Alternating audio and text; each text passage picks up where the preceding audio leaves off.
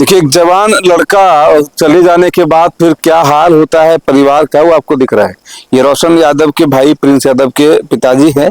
और सब कुछ मालूम ही है आपको कि आज प्रिंस यादव इस दुनिया में रहे नहीं, किस कारण से हुआ, क्या हुआ, नहीं हुआ, वो सब लोग जान रहे हैं। लेकिन एक परिवार जो है वो किस तरह से टूट जाता है। रात के अंधेरे में सब लोग बैठे हैं, याद कर रहे हैं। ये प्रिंस जी के पिताजी हैं। वापस तो वो आ नहीं सकते हैं, सब लोगों की, हम लोगों की भी ये है। तो थोड़ा बोलने दीजिए, क्या बोलेंगे तो कुछ ही आएगा। क्या कहिएगा, प्रशासन से क्या उम्मीद है? प्रशासन से क्या उम्मीद है? मेरा बचवा चला गया है, इंसाफ चाहिए। कि बहुत मेहनत से आप दोनों बेटे को पढ़ाए होंगे, तभी तो इतना बड़ा कोचिंग संस्थान चला रहे थे आज, और आज दुनिया में है नहीं। बहुत मेहनत से पढ़ा, छोड़ दीजिए। क्या बोलेंगे, उन लोग को ही बोले। रोशन जी पटना गए हैं अभी? हाँ, पटना गए। देखिए, आज जो है, कल अंतिम जो है उनका यहाँ पर, ये पूरा आपको जो दिख रहा है ना, उनके अंतिम यात्रा में पूरे गांव, आप ये कहिए कि एक ऐसा माहौल बन गया था। सब लोग जगह, आप लोग सब यही के हैं? हाँ, हम उनके चाचा हुए परिवार के लोग। हाँ, मेरा नाम मनोज यादव वकील है, हम वकालत करते हैं। अच्छा। हम प्रिंस का और ये रोशन आनंद के चाचा हुए। कभी हमारे भाई है दोनों। कभी सपने में भी ऐसा कोई भी व्यक्ति, कोई भी परिवार नहीं सोचता है कि हमारा जवान लड़का मेरे आंखों के सामने शायद चला जाएगा। अच्छा, क्या लग रहा है? मीडिया में अलग अलग तरह के बयानबाजियां हो रही हैं। हाँ, कुछ नहीं, कल हम न्यायालय में थे। अच्छा। माननीय न्यायालय वहाँ पटना। आप भी थे वहाँ पे? हाँ, वकील है इसलिए रोशन जी का बेल के, हाँ, बेल के लिए हम वहाँ थे, और सब सीनियर वकील लोग भी थे। तो वहाँ से जब बेल वेला हुआ, माननीय न्यायाधीश महोदय हमको बेल दिए, तब हमने अपने मास्टर, एक चचेरा भाई है मेरा, ये इनको कहे कि आप जो है सुरक्षा के लिए एक आवेदन लिखिए। अच्छा। इन्होंने आवेदन लिख करके मेल किए सरपंच साहब के नाम से? हाँ, सरपंच साहब, सरपंच साहब को मैडम के नाम पे? हाँ, सुन लिया, जब पटना की बात कर रहा हूँ, भेज दिए। उसके बाद बेऊर जेल गए रिलीज लेके 1 बजे। अच्छा। वहाँ भी हमको प्रशासन नहीं मिला। जब मेरा भतीजा वहाँ से निकला तो फर्स्ट बात हमको कहा कि हम पर जानलेवा हमला किया गया जेल में, बड़े जेल पापा। के अंदर में? हाँ, बड़े पापा। कल ये कौन किया? कल के क्यों खान सर का बॉडीगार्ड 2 बार अटैक करना चाहा।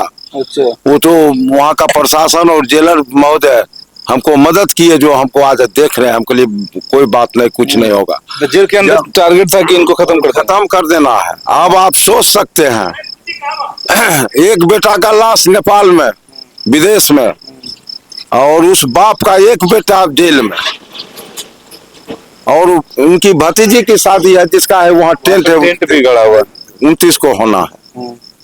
क्या ये महाकाल महावज्र के तरह इससे और कोई समस्या आ सकता है?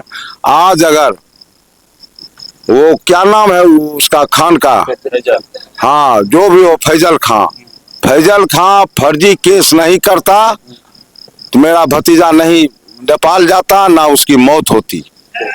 समझ गए ना? वो 3 बार अपने स्टेटमेंट को चेंज किए। हमने गोली का आवाज सुना।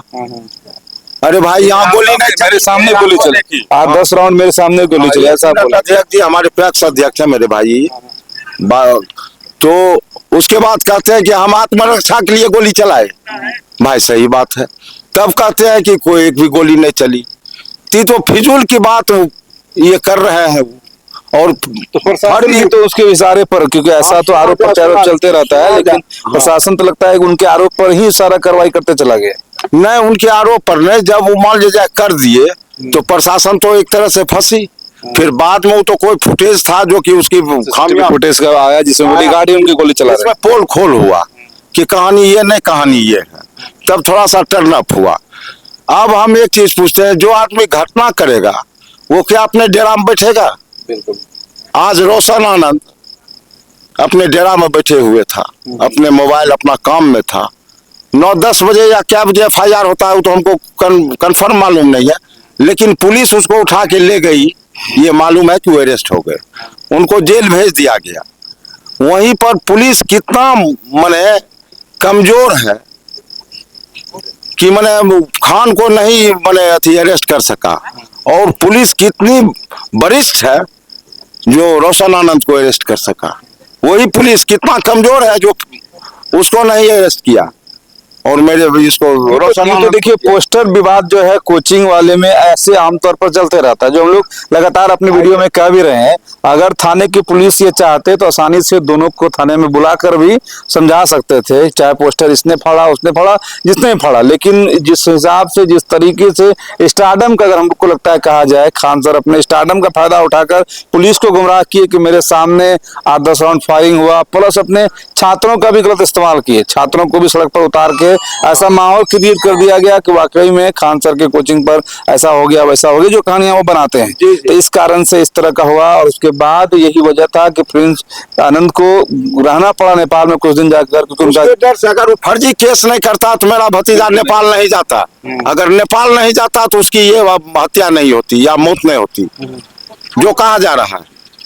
अभी तो बहुत ढेर सारा चीज आएगा। एक चीज हमको पत्रकार महोदय आप हमको बताना चाहेंगे, जब हम डीजीपी माननीय डीजीपी साहब को दिया कि भाई ये घर में लाश है, ये निकल रहा है, भाया मीडिया में पूरा छा गया है कि उनको मान लिया जाए बेल हो गया है।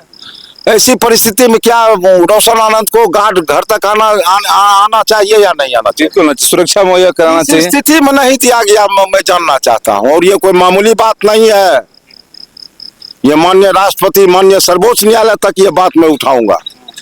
कारण कि जब हमने हमारा आदमी उसको लिख के दिए या उनको मालूम था, जेलर साहब कह रहे कोर्ट ऑर्डर हुआ, तुरंत प्रेस में आया रोशन आनंद को जमानत और अस्थायी जमानत, सब दिन के लिए जमानत माननीय न्यायालय द्वारा मिला। इनको फोर्स क्यों नहीं मिला? हम 4 गाड़ी लेके, मैं साथ में हूँ, पटना से जब चले तो पेशाब करने के लिए कहीं नहीं रुके। कितना दहशत में हम थे कि मेरा लड़का घर तक पहुंच जाए, एक भी पुलिस नहीं है, दुनिया जान रही है इस बात को। क्या बीता होगा हम मेरे ऊपर, मेरे परिवार के ऊपर, वो एक ईश्वर जानते हैं। बिल्कुल आप समझ सकते क्या हैं बोले, उस ये भाई के बात दिल नहीं में है। क्या बीत रहा होगा, जो भाई अपने जेल में बंद था और उसका भाई नेपाल में विदेश में जो है उसका उनकी लाश मौत पड़ा हो गई और उसके बाद उनको वहां से निकल के यहाँ पर अंतिम संस्कार में शामिल होना था। आप जरा समझिए, वो उस पल को याद कर रहे होंगे जब दोनों भाई साथ पढ़ने गए पटना, फिर साथ कोचिंग खोले और उसमें मेहनत की, जिसके बाद एक बड़ा मुकाम हासिल किया। लेकिन कोई नहीं जानते थे कि आज जो है ये सारे लोग जो इनके परिवार के लोग हैं, आज उनके अंतिम यात्रा के बाद आज गमगीन यहाँ पर बैठे रहेंगे और उनको याद भी करेंगे। और प्रशासन का भी जो बार बार आरोप लग रहा है ना कि प्रशासन में जरूर है कि इस मामले में एक तरफा, आप लोग को भी लगता है कि उस तरफ- एक मिनट, तो हमको इस चीज की जानकारी कैसे मिलेगी कि किस अवस्था में मेरे बच्चे को मैंने सुरक्षा गार्ड नहीं दिया गया? क्या लाचारी थी प्रशासन के साथ कि व्यवस्था के साथ कि कानून ऐसा नहीं कहता है, या हम मान बेमतलब उम्मीद रखे कि हमको फोर्स मिलेगा? इसकी जानकारी हमको कैसे पत्रकार महोदय मिलेगा? मामूली बात ये नहीं है।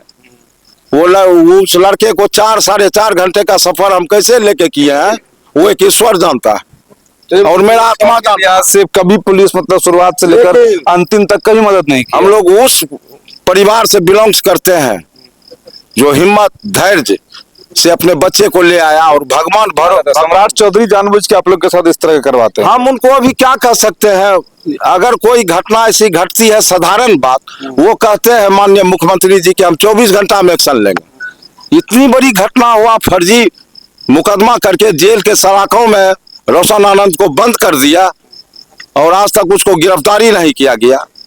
तो मान लीजिए हम क्या कर सकते हैं? मुख्यमंत्री जी को यह जी जरूर कहेंगे कि बिहार की ये वीर, ये कर्मवीर, अगर छात्र देश का भविष्य है तो रोशन आनंद उसका निर्माता है। बिल्कुल। और वो ऐसा आप समझिए ना कि कितने सारे हजारों लड़कों को जो है अपने मंजिल की तरफ पहुंचा चुके हैं। पुलिस विभाग में उनके लड़के विद्यार्थी हैं और उसके बाद भी उनको सुरक्षा का, जैसा चाचा इनके बता रहे हैं, सुरक्षा के लिए कहते रह गए। लेकिन आज तक अभी भी यहाँ एक भी पुलिस तैनात नहीं है। जैसे आमतौर पर ऐसा होता है, जहाँ पर हत्या का आरोप होता है या हत्या होता है तो पुलिस रहते हैं। यहाँ अभी भी कोई सुरक्षा नहीं। सुरक्षा मिला? अभी मिला? मिला कहाँ से? अभी यहाँ है कि नहीं? अभी कहाँ देख रहे हैं? अभी तुरंत थाना प्रभारी आए हैं, गए हैं, वो अपना चालकर पेट्रोलिंग चलता है। हाँ, मेरा स्थानीय दरोगा अथी प्रशासन एकदम हम लोग के साथ है। स्थानीय प्रशासन आप लोग को मदद करती है। हाँ, क्या और एक लाइन हम मेरिट पर बात करना चाहते हैं। हमको कोई राजनेता नहीं है, हम लोग शोकाकुल परिवार हैं, बहुत बड़ा मुसीबत में चल रहे हैं। आप लोग मदद कीजिए मैं सच्चाई कह रहा हूँ कि सलखुआ जब सहरसा जिला इन किए हैं, बदला हमारा हो क्या रहे थे मानसी, तब आप लोग को सुरक्षा हमको कोपरिया गांव में हमारा जिला का प्रशासन मिला, सलखुआ थाना हुआ, फिर हमको ले आते हैं बख्तियारपुर तक। अच्छा। यहाँ से भी हमको एस्कॉर्टिंग मिला था, सोनबरसा कचहरी तक इधर मिला हमको।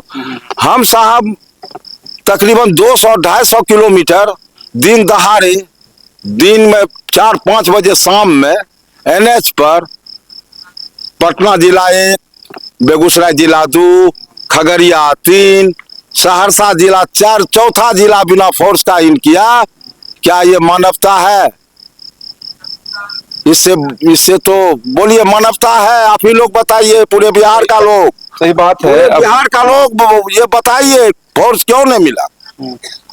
और वो लड़का को हम किसी तरह जो यहाँ लाए तो भगवान ही लाए हमको, नहीं तो 4 गाड़ी हमारे पास था, मात्र 2 आदमी 2 भैयारी हम परिजन थे यहाँ। और उसका अंतर होता है कि एक आम परिवार और एक व्यापी परिवार में, जबकि देखिए यहाँ पर मामला जो है शुरुआत से ही विवादित था और वो जेल के अंदर बंद थे तब जाकर उनके भाई की। अच्छा, हत्या के मामले में, हत्या के मामले में क्या लग रहा है? अध्यक्ष है निवर्तमान में, समाज सेवी है और मेरे भाई है। दोबारा कराने की बात हुई थी तो फिर क्या बात?